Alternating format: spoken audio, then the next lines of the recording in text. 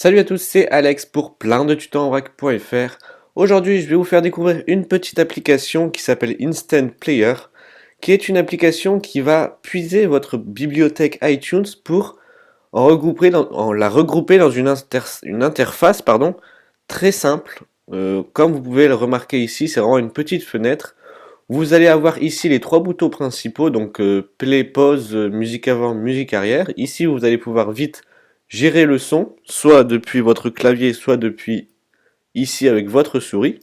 Ici, vous avez encore vraiment les choses les plus importantes qui sont gérer le temps de votre vidéo pour que vous soyez un petit peu plus précis. S'il y a un moment d'une musique que vous préférez, vous allez vraiment dessus, ça va se mettre très vite. En même temps, c'est du local, il n'y a aucune connexion.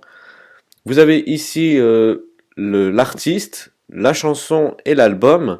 Si vous restez un petit moment sur la chanson, vous allez pouvoir noter cette chanson, c'est ça qui est bien. C'est vraiment très simple. Ici, vous avez une barre de recherche pour rechercher vos chansons, donc un truc très simple aussi. Donc moi, je voudrais du One Republic. J'ai ici mes deux albums de One Republic avec la miniature, que vous pouvez aussi noter. Enfin, ça, vous notez directement l'album, pas la miniature. Voilà, donc vous pouvez fermer.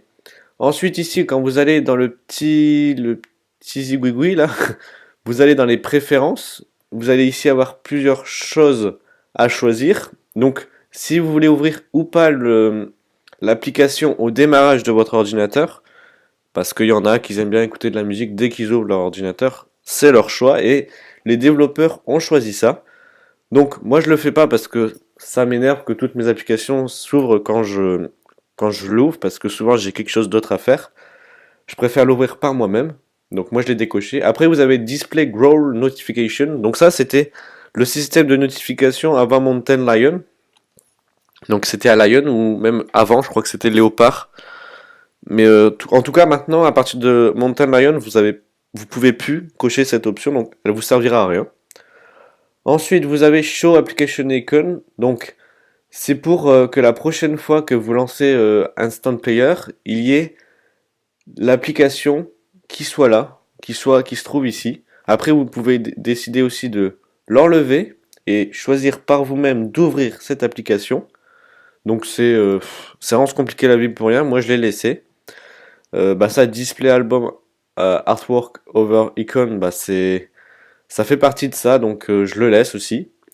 Ici, vous pouvez choisir quand une chanson est en route, de pouvoir choisir le nom et l'artiste. Après, vous pouvez choisir aussi d'afficher l'album et le temps de la musique. Bon, moi, ça m'énerve un peu. Il y a trop de choses qui sont écrites ici. Après, c'est un petit peu chiant. Je laisse juste le nom de la musique et de l'artiste. Vous pouvez ici choisir un raccourci pour lancer ici ses préférences. Donc moi, je mets Alt Y. C'est très simple. Vous voyez, ça s'ouvre tout seul. Je peux fermer. Et puis voilà, dans l'ensemble, c'est une très bonne application que je recommande. Le petit souci, c'est qu'il faut en fait ouvrir iTunes pour que on puisse avoir toutes nos musiques, sinon c'est vraiment pas possible de l'utiliser. Et c'est vraiment le petit défaut parce qu'iTunes prend beaucoup de RAM et pour certaines personnes, ça peut embêter.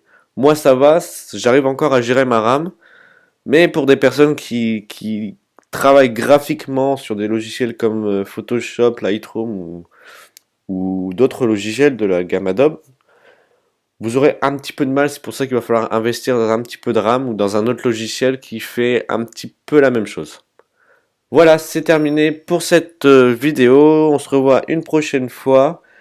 Et puis je vous dis à très bientôt. Allez, ciao ciao.